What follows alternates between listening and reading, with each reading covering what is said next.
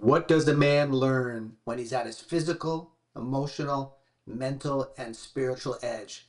This is the question that we are going to dive right into the center of the fire together today with our distinguished guest, my friend and my partner, Luke Iorio, who just came back from climbing Mount Kilimanjaro. Luke, welcome today. Thanks for having me, Dave. I've been looking forward to this. All right, well, we're going to dive right into the center of the fire. Okay. We're going to turn up the heat. You just came back from what many men would deem a spiritual experience. You came back from what some guys would deem as a rite of passage, an initiation, if you will. And you and I both know in doing men's work together that so many men avoid their physical edge, their emotional edge, their mental edge, their spiritual edge. So many men, they fall into that complacency coma. They don't like getting uncomfortable and they never really meet another version of themselves, or said differently, maybe they never meet a more authentic version of themselves. Yeah. So who better to interview right now and have a conversation with than someone that just pushed themselves to a degree that maybe you had not even imagined was possible for yourself. And we're going to do multiple podcasts. We're going to dive deeper into more inquiry, more questions around this. But let me turn it over to you and just start with this simple answer of like, what does a man learn when he finds his edge physically, emotionally, mentally, and spiritually? So, under any normal conditions, climbing, which I just did, climbing Mount Kilimanjaro, is a personal challenge for just about anybody. The mission that I was part of was actually with a team of 32 to bring a friend of mine who is an adaptive athlete in a wheelchair and to help him summit Mount Kilimanjaro. So it was not just simply a matter of us pushing our edge individually, but it was part of something much grander and a physical challenge beyond anything I ever could have anticipated. In terms And this of gentleman was paralyzed from the waist down. Is that correct? so he has a neurological condition, a degenerative condition. He only became Jeff became wheelchair bound just about 7.5, 8 years ago from this degenerative condition called AMN. He basically doesn't have the use of his legs. He can stand very shakily for about 15 seconds with people holding him up is kind of the way I would describe it. But he is a substantial man, and what I mean by that was he was a triathlete. Like this is a healthy, burly 6 foot three, 200 plus pound man that was in this wheelchair. This was not somebody who has been in a wheelchair for the majority of their life, and so this was a major physical feat and undertaking from this team. So just using that to set some context for what had transpired, or at least what may have transpired. We'll get into whatever we need to. In terms of, yeah, you and I were just talking about this off camera. I think if the majority of our team members actually knew the degree that we were going to face beyond the edge of anything we ever could have anticipated, if we knew the extreme nature of what was going to unfold, I don't know how many would have willingly at that point said yes to this journey. Once you're in it, you're already in it, right? And so it's like, okay, I'm here. I'm not going to walk away from it. So you're saying So like in Christmas, you tell your parents what you want from Santa Claus and you're all excited about it. But if somebody read off the list of who wants to sign up to be pushed so hard physically that you want to die, who wants to be stretched emotionally yeah, where you want to jump out of your skin and tell everyone to F off, who wants to be stretched mentally to the point where you feel like your mind is no longer your friend, it's your greatest adversary, and who wants to be stretched spiritually in a way where you almost lose complete faith in spirit and in God? Oh if yeah, you sign me up for that. Like exactly. most Oh men yeah, would say, please. no thanks. Exactly. And so we didn't know the level of extremes that we were going to encounter. And so if I come back to the core question at hand, right, of what is it that we learn? I've been reflecting a lot on this, and I don't know why, but there's this kind of old Buddhist parable that runs through my head, and I'm sure I'm not going to get this totally accurate, but I'm going to say it anyway in the way that I remember it, which is that a student has filled a cup of tea and is walking with it, and the teacher comes by and bumps his elbow, and he spills a bunch of his tea, and the teacher looks at him and goes, "Well, why did you spill the tea?" And he goes, "What are you talking about? You bumped my arm." He goes, "No, that's not why you spilled tea. Why did you spill tea?" You guys go back and forth like this for just a couple of minutes when finally the teacher goes, "You spilled the tea because tea was what was in your cup." And when you are at your physical, emotional, mental, and spiritual edge, and in many ways, way the hell past it. We were way the hell past those edges. The only thing that can come out is whatever's in your cup. And I watched 32 different cups spill over, and any number of things energetically, emotionally, mentally came out of that process for each and every single one of us, to the point that all 32 of us, I think, are going to be processing what this experience offered to us for months, if not even years, to come. Yeah, and For Luke, I won't hold you to having, the answers because I know that there's a lot of reflection that you're doing where the Yeah, wisdom is still revealing itself to you. But just for the listeners, I just want to give a little bit of context of what you just shared, which is please. basically we live a big portion of our lives blaming others. It's the economy's fault, it's my ex-wife's fault, it's my parents' fault. And if I'm hearing you correctly from the parable that you shared, the Buddhist one, is basically in those situations where you're being pushed to your edge, there are no fingers to be pointed at anyone. Whatever comes out of you, whatever gets revealed, was stuff that you probably never dealt with. Correct. And by being challenged physically, emotionally, mentally, and spiritually, you're actually tapping into probably what many of us avoided our whole lifetime. And now you 100%. have no choice but to sit in it. Then the question is, can you be with it? Which could be a whole nother podcast because you could share it That's without throwing anybody under the bus because you yeah, all had your own experiences. yeah, But my God, how do we deal with those things when they come out of us? completely. And thanks for kind of unpacking that, because when you get so far past your edge, you don't get the opportunity to even hold back what you've previously repressed. You don't get the opportunity to think about, like, is this the best way for me to be showing up right now? Do I really want to be doing these types of things or thinking these things or acting this way? Because you don't even have that level of cognitive function, frankly, operating. You're so far past your mental and physical and emotional edges. There's like a It survival mechanism that kicks in for many. I watched it. I mean, I watched it, and at times I felt that almost primal nature of, one minute it's like, wow, we're on this mission and we're here as a team and we're supporting Jeff and we're doing this and we're doing all this stuff together and wow, this is great. And the next minute you're like, I can't breathe, my legs don't work. I keep telling my foot to place itself like here on my next step, and it's going nowhere near where I want it to go. And emotionally, I don't know whether I should scream or break down crying in any given moment. Like, you're just so raw when you're that far out of any level of comfort and past anything that you thought you could previously handle. Yeah, you had no It control over things. Like you No, guys were traveling in the dark, climbing over rocks that you couldn't even see, didn't know if the weather patterns were going to change, didn't know who correct. was going to break down, didn't know if the food supply would hold up, didn't know if we'd get to the next camp, didn't know if we had water, if we did All have water, uncertainty. was it contaminated? All Everything was uncertain. No matter what support we were receiving, it was still uncertain. 3 of 4 of our hardest days, we spent hours and hours and hours literally hiking and stumbling our way through the dark while bringing Jeff with us and receiving, I've got to acknowledge, receiving extraordinary support from the porters that were with us. Just a beautiful, beautiful team, and amazing human beings that were supporting us in this journey. But you are riddled with such level of uncertainty in this process. And physically, you're now feeling completely and utterly fatigued.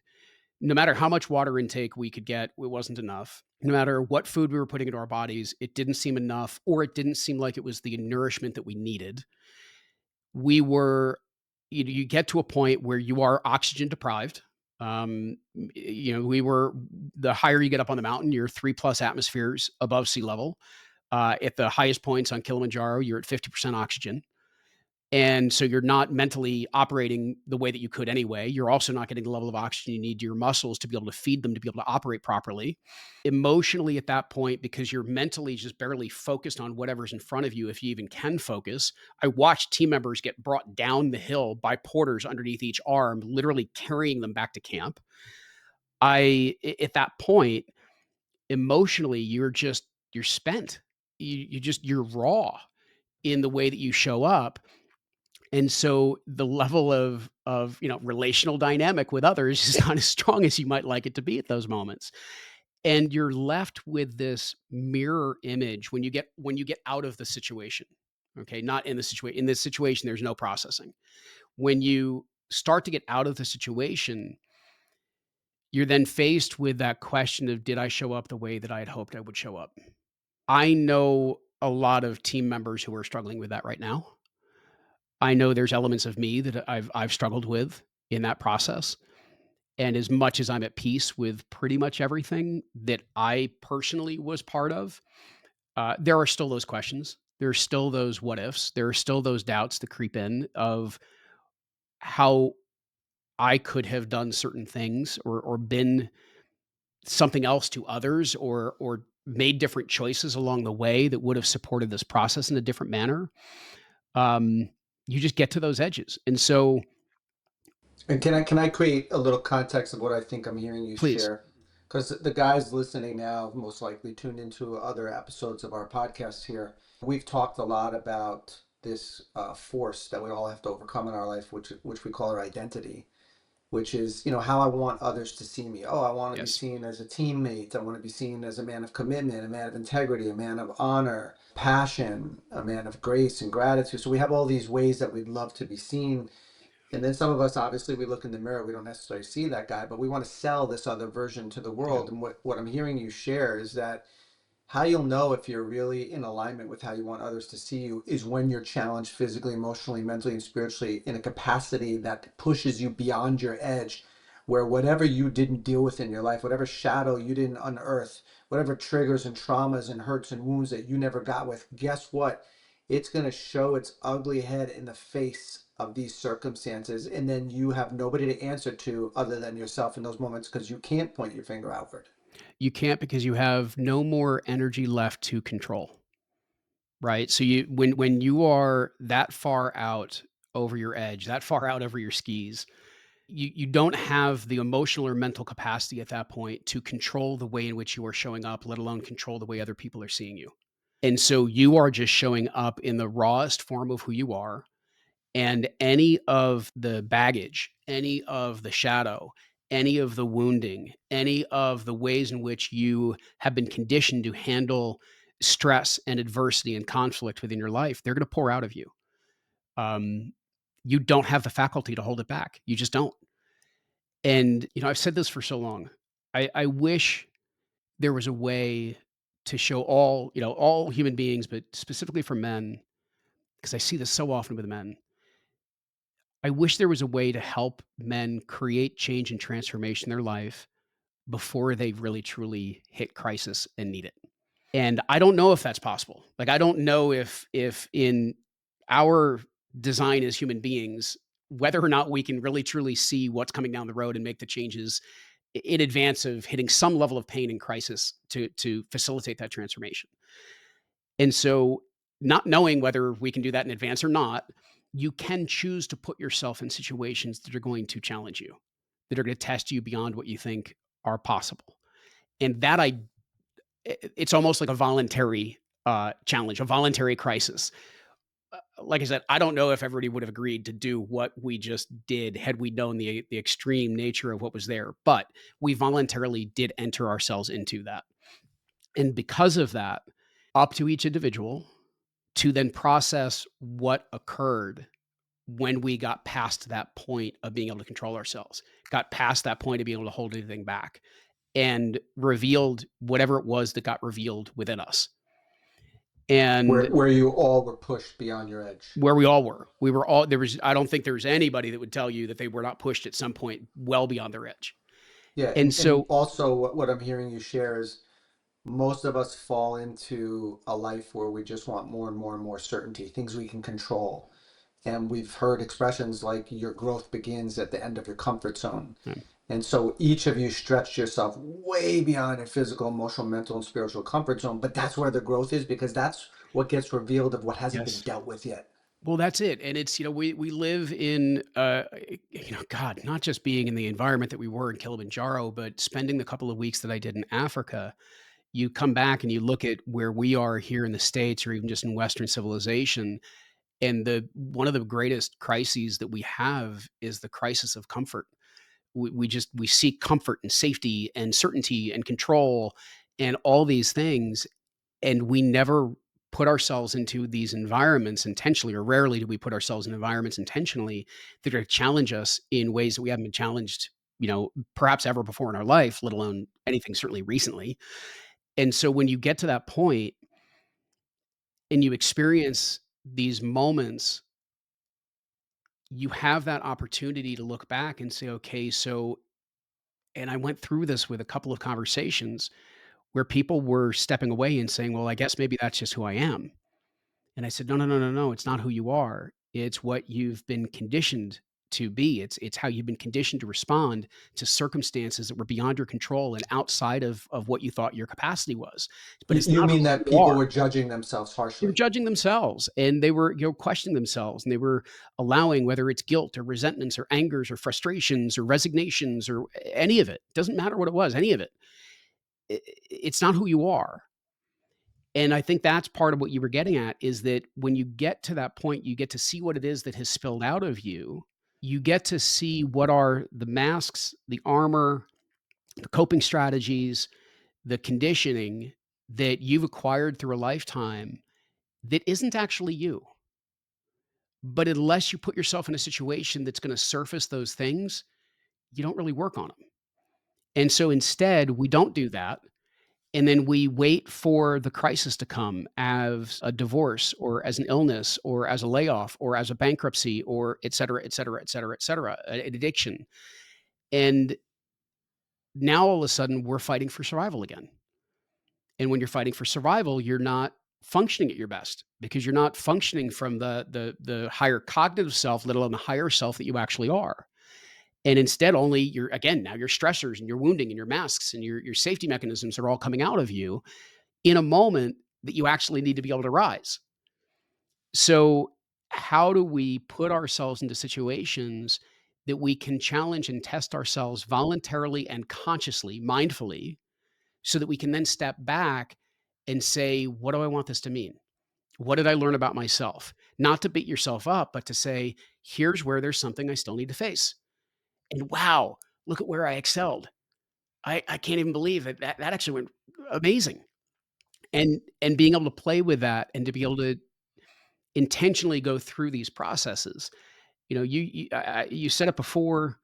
Um, I know you said it while we were off camera, that this was in many ways a rite of passage.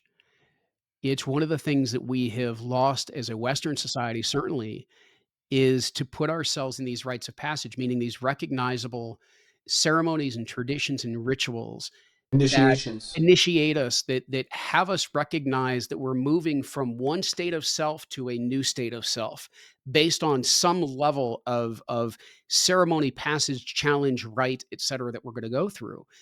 And instead, we just kind of let life just keep carrying us through, as opposed to creating them. This doesn't need to be formal. It doesn't need to be religious. It doesn't need to be tribal. It doesn't need to be any of those things other than intentional. And when we do that, we get to have these experiences that are so rich. And no matter how much there were times that I was questioning my life choices on that mountain, no matter how much that occurred, I wouldn't trade it for anything. Even the moments that, I remember, so the end of day 2, But uh before you go there, let me yeah, just share one thing please, to kind of sum up what I heard you say. please. Life will either bring us by choice or by default an opportunity to be challenged physically, emotionally, mentally, and spiritually. When it's by default, it could be the divorce, it could be the health concern, a stroke, God forbid, cancer, a heart attack, bankruptcy. At some point in time, life requires that we be challenged, and we learn a lot about ourselves when the challenge is in front of us. What you're sharing is that, what if, rather than waiting for life to bring it to you by default, what if you consciously chose experiences, initiations, rite of passage, sacred initiations of, let me face these things physically, emotionally, mentally, and spiritually, so that when and if life does bring it to me, I've conditioned myself of who do I want to be in the face of all these circumstances. And that's what I really heard you share. And then just one Yes. other little thing, and we can go into another podcast on Yeah. this, Because earlier you said something, and I'm like, no, no, Luke, you that's not true for you. You and I know through the healing work that we've done, through the different modalities that we've been exposed to, that we offer at Man on Fire at our signature event called our 4-day immersion, we know that we're helping men's nervous systems be able to Yes. better integrate life. We know we're helping men's nervous systems release bound energy, stuck energy, hurts, wounds, traumas, so that when life does bring something to them, they're coming in with a more clean slate. They are more responsive to what's happening as opposed to reactive. And you may be downsizing this because, of course, you're not going to want to throw anybody under the bus because it's just Mm. not your nature, but how you handled the mountain and that journey, that sacred rite of passage, was in relationship to all the work that you had put in, where your nervous system didn't have much to unearth other than a Right. couple of little things hiding under the carpet. Whereas other people on Yeah. the climate, I don't know them, so Yeah. there's no judgment in either way. There's no judgment, but they might not have gone as deep into their own healing, and so they had no choice but to face what spilled out of their cup. But Correct. we do have a means of helping men and women's nervous systems become more healthy and better equipped to handle when life does bring you an emergency. 1,000%. And I have been fortunate enough to be on a path like you for 20 plus years, you a bit longer, of intentionally putting ourselves into experiences that were going to regularly test us, that were going to regularly have us understand what the growth that was still calling us, and then learn the modalities and the strategies and the work that would allow us to grow through those circumstances and not stay in the same space and just accept what was there. And that was the one part, and we can wrap however we need to, but when I arrived at camp on the end of the second day, and again, to paint the picture of this, so it was we did a 6-day hike on Kilimanjaro, 4 days up, 2 days down. The second day, halfway through the day, we sheared off two of the tires on the wheelchair that we were using. We had to replace them. We had no more replacement parts. Our team was exhausted. We were normally moving at close to a mile an hour. We were now moving at a half mile an hour. We were losing daylight. Half our team could no longer support the chair because they were so exhausted because we were so far out of the time frame that we were supposed to be on the trail for. We had to send half of them to camp so that they could rest. The half that could still function and had strength left stayed back with the chair with the support of the porters, and then proceeded to hike by headlamp for the next 4 hours in the dark over boulders, rocks, tree roots, and I'm not talking like rocks. I'm talking rocks, and all while climbing. Right, this is we're still going up. Anytime a 20-30% grade at any given moment with occasional like 100 feet of flat. And so we arrive at camp, and myself and one of the other individuals who was also serving as a captain, you could almost see this emotional anguish combined with surrender, and I mean surrender in a beautiful way here, not resignation, of, okay, this is gonna be much harder than we been been anticipated. Yeah, this is not a drill. This is This is not the a real thing. right? This is the real thing. It's gonna be tougher than had perhaps been relayed to us, and we kind of scattered, and before I went to bed that night, I stepped out of the cabin that we were all staying in, and I had this beautiful scene with the moon. It was day after a full moon with the clouds beneath us. We're at about 12,200 feet. I've got this beautiful picture of the moon lighting up the cabin and then lighting up the top of the clouds. And I knew enough to sit on a rock and cry and just release. You can feel it. Release the amount of energy and emotion that we were carrying. I was carrying and we were carrying as a team. And I knew enough to empty my cup. And those little practices, let alone the big practices, those little practices were so fundamental to resetting on a day to day basis so that I could then be as open as I could to whatever the next day was going to call for. And I think that's a whole other topic that we can dive into, and maybe I'll tease it, and I'll explain how I got there in the separate conversation. But I don't think I've ever understood leadership as service in the way that I do now. It was a concept. It was something I've even spoken about. I don't think I ever understood it the way that I can understand it today because of what this experience was. We'll definitely go there in another podcast, and I just want to honor you for a moment for the vulnerability that you just showed. I saw and felt the tears. It was really beautiful. And you know, to sum up today's podcast, where it started off with, what does a man learn when he's at his physical, emotional, mental, and spiritual edge? What I heard thus far is, number one, you learn that this is the true place. This is the one true place that you can grow with sincerity, with honesty. Number two, you learn the stuff that you haven't dealt with in your life, because what came out of your cup was inside of you. Yeah. And you can't blame somebody for bumping into you that it came out. You have to look at, okay, well, but look at this. I haven't dealt with my helplessness. I haven't dealt with my anger. I haven't dealt with my rage. I haven't dealt with my frustration. I haven't dealt with anger I have towards my dad, whatever it was. You learn that when you're at your edge, what comes out of you was stuff that you might not have dealt with. Yeah. Any other quick lessons on top of those two, just to bring closure to this podcast today? I think those are the big ones. And I think maybe third is that even as you face all the stuff that comes out of you, you may also learn more about the person that you want to emerge and grow into. Because I saw that for myself and for others as well. Yeah. Yeah, because you certainly got to witness how, when somebody wasn't proud of how they showed up in those moments from reflection, there's two paths they can go from there: shame and guilt, and wallow in it, which most likely would not allow them to step back into their leadership.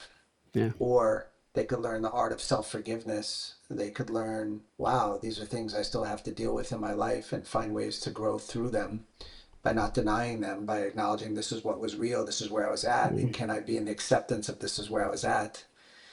And in doing that, there's genuine healing that can occur. So I just want to, I've shared this with you personally, I've shared this with you on Facebook posts and things like this, but what you did, and we'll dive into this in future podcasts, but to do this incredible, borderline insane challenge, but which I know, by the way, you did in the name of service, which we'll dive into. But just, Luke, so much respect for what you and your team did, and the vulnerability of putting yourself in a situation where you have everything you need. You have incredible kids. You have an incredible wife. You don't need anything else in life. You're just here to cultivate deeper levels of intimacy with God, and bring more of your leadership to the world. You certainly didn't need to prove anything. And so I know it came from a genuine act of service. And I also know that what emerged from it is an even more powerful leader. So I just want to deeply honor you, let you know how much I love you and how much I respect you. And I'm grateful to be on this journey with you, that we get to be arm in arm and be as supportive as we can for other humans in their experience of life, where they grow closer to their own soul and to God in the journey that is meant for them. So much love to you, Luke. Thank you, brother.